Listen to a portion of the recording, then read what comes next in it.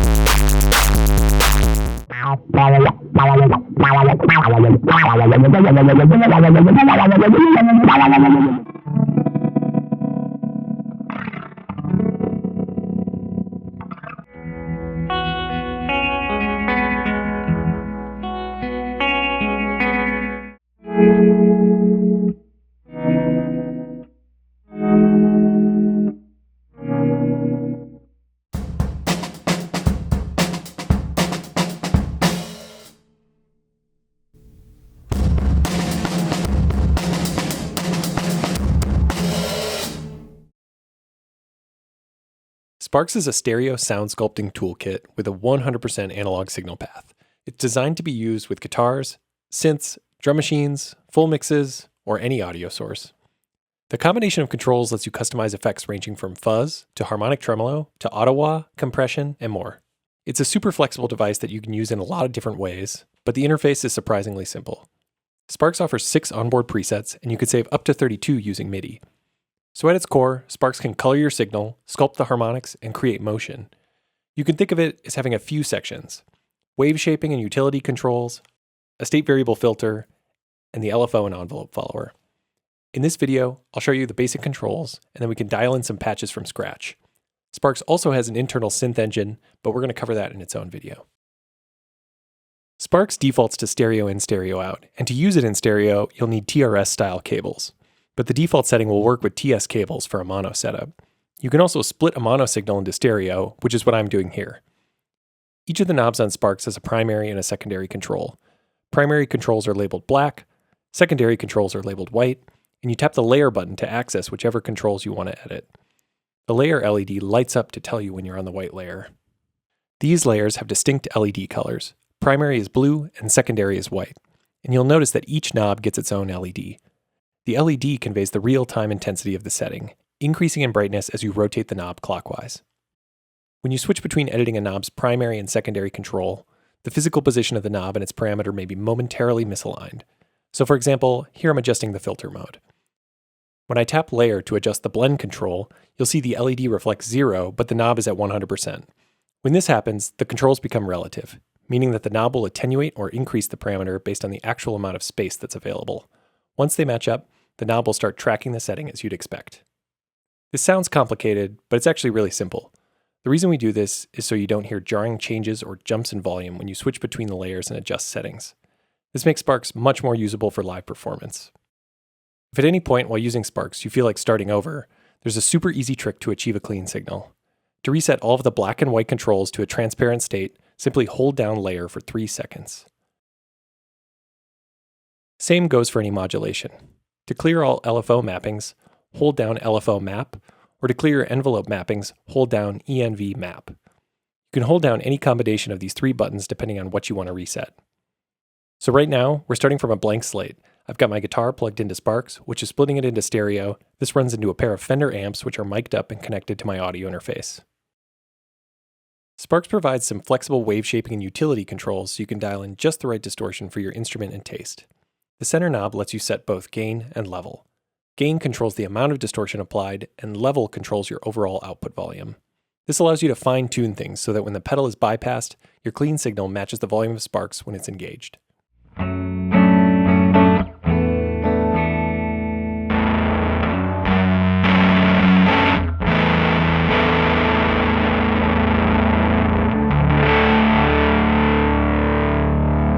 If you ever experience too much distortion for your particular setup, there are multiple input and output level options to choose from. Drive and Fold let you crossfade between an overdrive circuit and a West Coast style wavefolder. Wavefolding is a complex liquidy sound that distorts your input signal by inverting and folding the peaks. This effect is best paired with harmonically simple material like leads, octaves, or bass. It's also great with drum machines and monophonic synthesizers.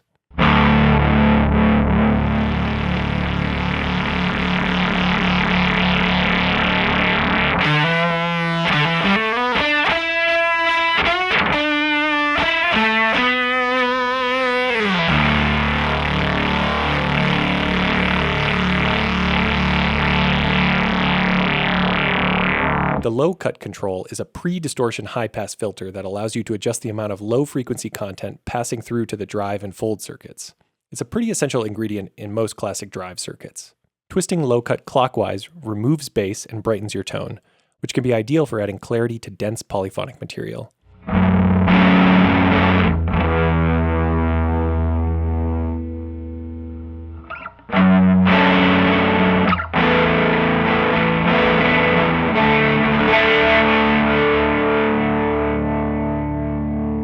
If you want to preserve bass though, then you leave low cut closer to 0. Blend is different than a global mix knob.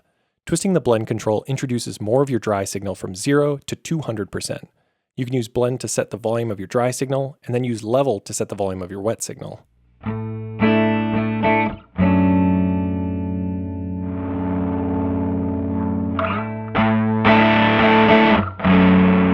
The gate control mutes all sound below the threshold that you set, which can be used to tame noise sometimes introduced at high gain settings.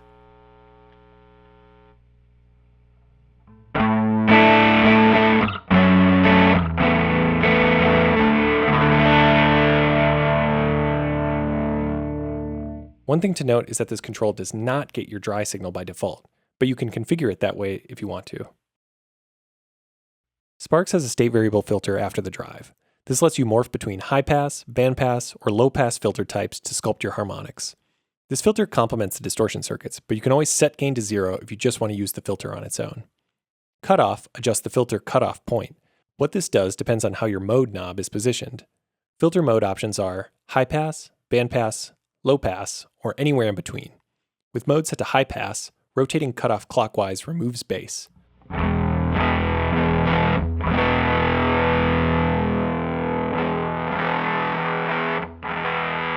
With mode set to bandpass, cutoff reduces treble and bass.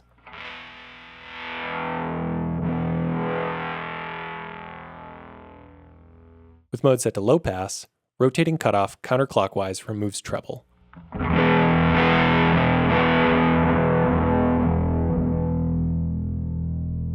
The filter resonance emphasizes the point just before the filter cutoff. The more resonance, the higher the boost.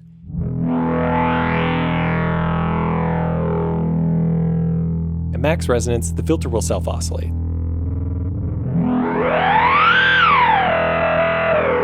So if Sparks is unexpectedly singing on its own, try turning the resonance down. An LFO is a waveform that changes over time and is used to control the effects, letting you add motion or rhythm to any parameter. The LFO in Sparks lets you get pretty precise with your modulation. You can assign it to any knob control or to multiple. It lets you morph between some interesting waveform shapes, and the speed can range from super slow to audio rate. The mapping system on Sparks uses attenuverters. An attenuverter lets you set both the intensity and direction of modulation with a single knob. Let's try modulating the filter cutoff with a sawtooth wave as an example. To map the LFO, tap LFO Map. The LED glows green and red to show that we're editing mappings. You can tap Layer as usual depending on what you want to modulate. Now we'll twist the filter cutoff knob. Right of noon is green for positive polarity, and left of noon is red for negative polarity. The further from 12 noon, the greater the depth of modulation. At 12 noon, there's no modulation and the LED is blank. Tap LFO Map to exit and return to your live settings. The filter cutoff LED tracks the intensity of the modulation. The physical position of the knob is now the center point, and the LFO swings around it.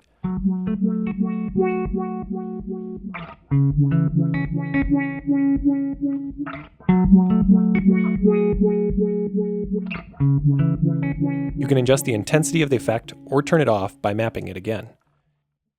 If you want to clear all LFO mappings, just hold down LFO Map for 3 seconds. The attenuverters make the LFO workflow pretty powerful. You can add subtle motion to one control and intense motion to another. One can go up while another goes down, and so on. Or say you want a reverse sawtooth waveform. Well, it's already in there. Just invert the polarity.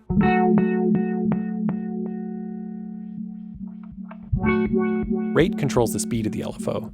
The default range of this knob is slow. If you tap range, it doubles the range of the knob. If you tap a second time, it quadruples it. If you tap a third time, it returns to the default range. Holding range momentarily activates the next range, and releasing it returns to the previous range. Shape controls the shape of the LFO.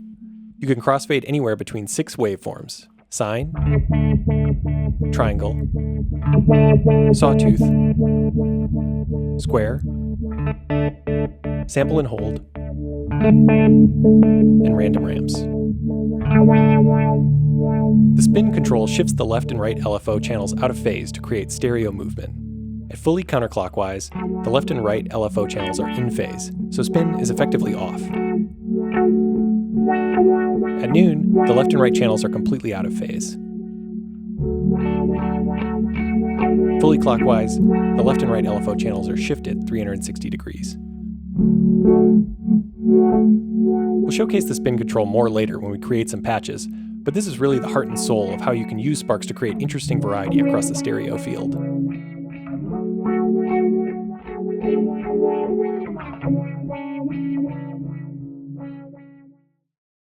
The envelope follower listens to how loud your incoming audio is and creates a control signal that reacts to your playing. You can map the envelope to any knob control or multiple for dynamic effects. The workflow is exactly the same as it is for the LFO and also uses attenuverters. Let's map the envelope to the cutoff as an example for an auto-wah effect. So we'll tap ENV map. I want the filter to increase when I play my guitar, so I'll twist the knob in a positive direction from 12 noon. This will open up the filter and sweep it depending on how loud I play. Now we'll tap map again to exit. I can hear and see the setting being modulated.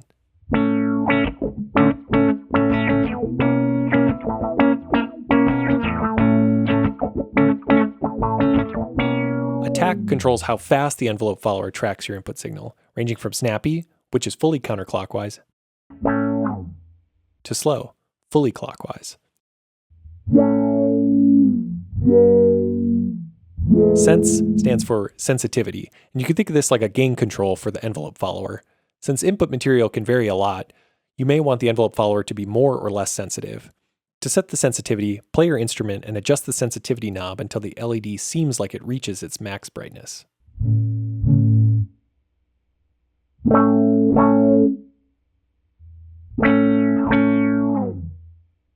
Sparks provides 3 unique envelope styles to choose from: Classic, Compressor, and AR. To change the envelope style, press Map and then twist the envelope knob. Setting the envelope style is the action of mapping the envelope knob to itself. The LED will briefly light up to show you when you move from one option to the next. Classic is the default, with medium attack and release times.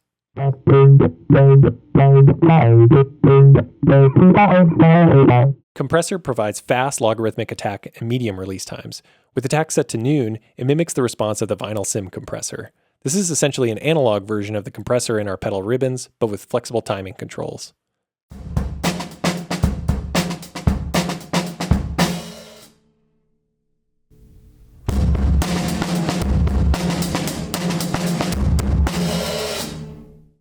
AR has longer attack and medium release times, so your pick attacks and transients trigger a synthesizer-style envelope.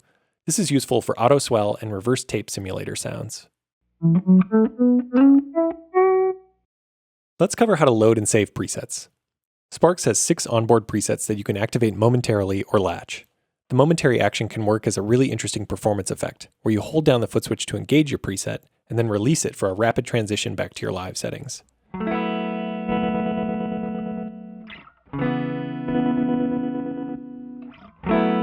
The preset foot switch engages and disengages your preset. Out of the box, this will load up preset 1, which is harmonic reverse. Presets are color-coded by the LED. To select a different one, we can hold down layer and tap preset.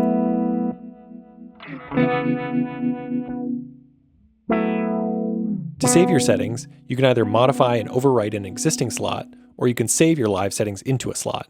The action is the same for both. So say we're editing a preset. The preset LED is on, but I want the LFO to be just a little faster. To commit this change, I can hold down layer and tap bypass twice. This overwrites the preset with my modifications. Or if I'm editing my live settings, so the preset LED is off, and say I want to save these settings into a preset, same thing, just hold down layer and tap bypass twice.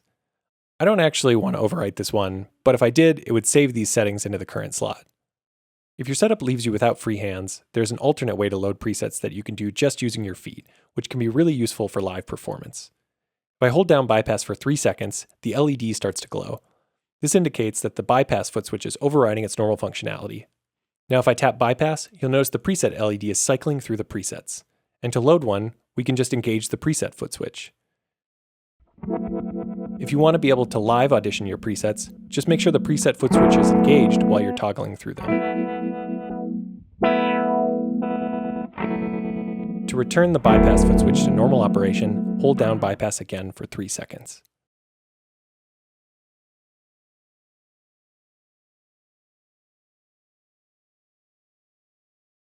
Now that we know how the controls on Sparks work, let's create some patches from scratch. There are tons of possibilities, and these are just a few examples, but hopefully they inspire you and give you some ideas.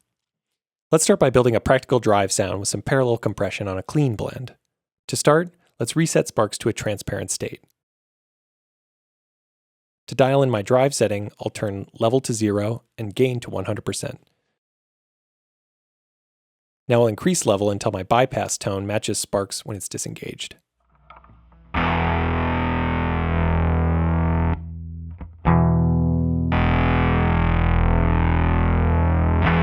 I'm also going to use the low cut control to remove some bass before the drive. This will add clarity to complex overdriven chords.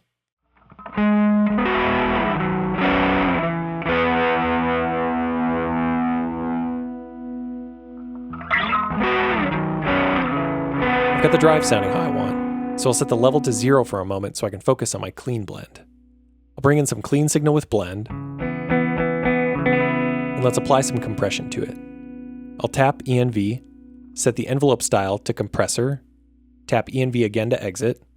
I'll set sensitivity to 100% and the attack to, let's say, 50%. You can now see the envelope LED is responding to my playing. I want to assign the envelope to the blend control, so I'm on the white layer, tap ENV map, and I'll turn blend in a negative direction, which makes the envelope turn down the blend control, aka compress my clean signal when I play. If the control is mapped too intensely, you'll hear it really squash my signal. But I'm going for something more subtle, so I'll dial it back a bit. Let's hear the difference. Here's my clean signal with Sparks bypassed. You can hear how dynamic it is. And here's that compressed signal. It really smooths out the dynamics. So now I'll turn up the level control to bring my drive back in, and we're hearing a really interesting mix of both.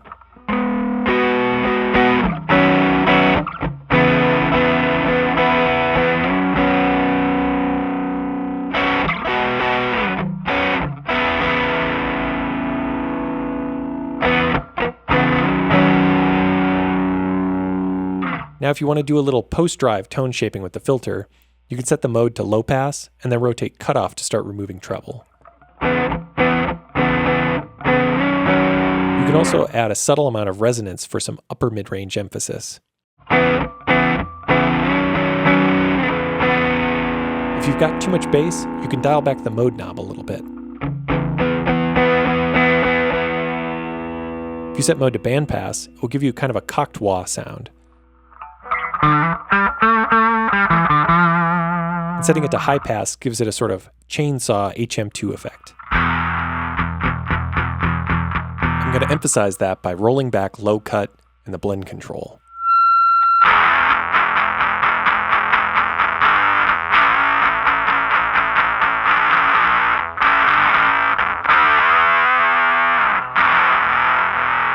Alright, let's move on to the next one. To start, I'll reset everything from our last patch. Now, let's create a classic Auto-Swell effect. First, I'll set the envelope mode to AR, which stands for Attack Release. I'm going to set the attack time to around 10 o'clock, and I'll set the sensitivity to a point where my guitar just starts to trigger it, maybe around noon. Now I'll set the level control to 0 because I want things to be silent when I'm not playing. To make the volume swell in, I'll tap the map button and assign the envelope to modulate the level control in a positive direction. Now when I play, you'll hear every note get swelled in. Short attack times are pretty good for melodies, and longer attack times are good if you're playing chords that you want to swell in. Might be nice to have the LFO modulate the filter a little bit here too. So I'll tap LFO map and assign it to the filter cutoff. And I'll set the LFO spin control to 180 for some stereo variety.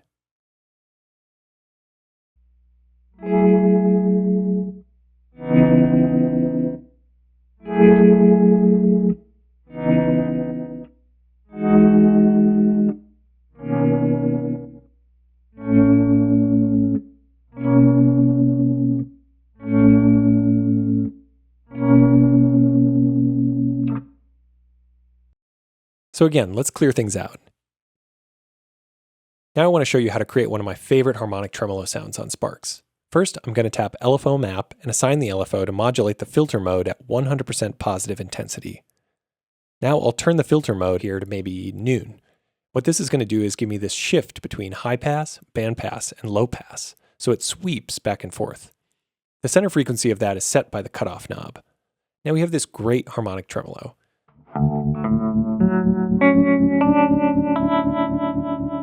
And I'm going to add some spin to it. With spin at noon, we have a really nice stereo panning effect.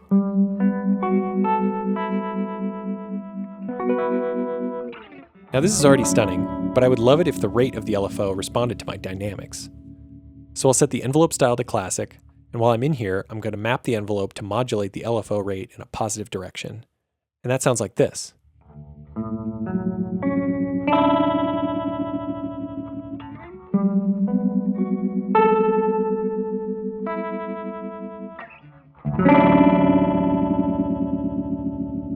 If you want to get weird, you can play with audio rate LFO speeds.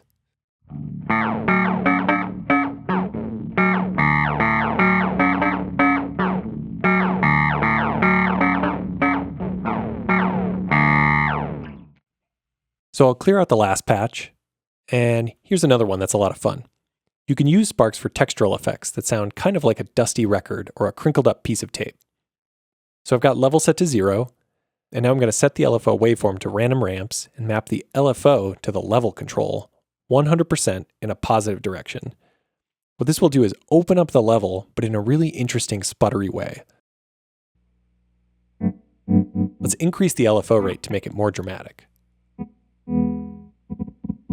I'm also going to set the LFO spin to 180 to add some stereo width. It's a little choked out, so to open it up, I'll increase level.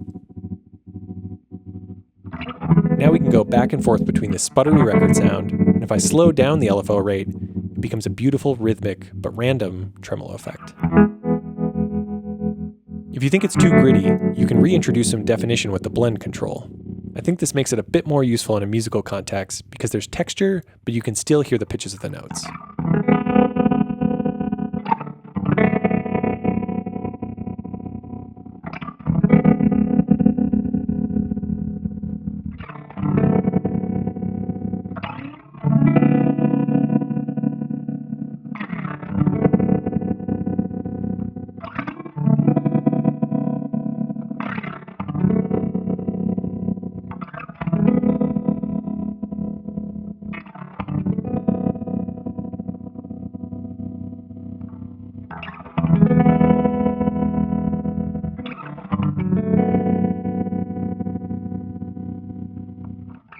To start, I'll clear out that last patch. The Wavefolder is a really interesting effect to use with monophonic synths.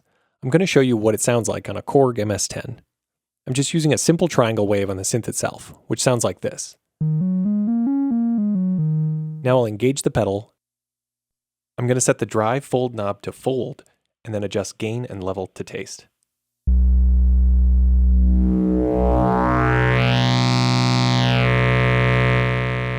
We can hear a rich collection of overtones.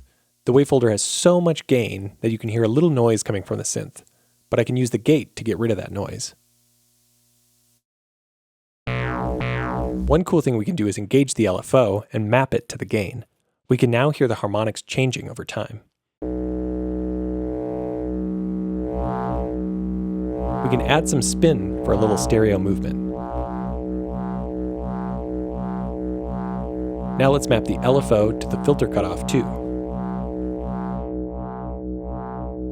And play with some LFO waveforms.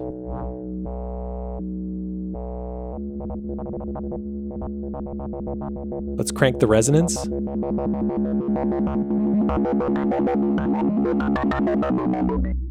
Let's hear where we started and where we ended up.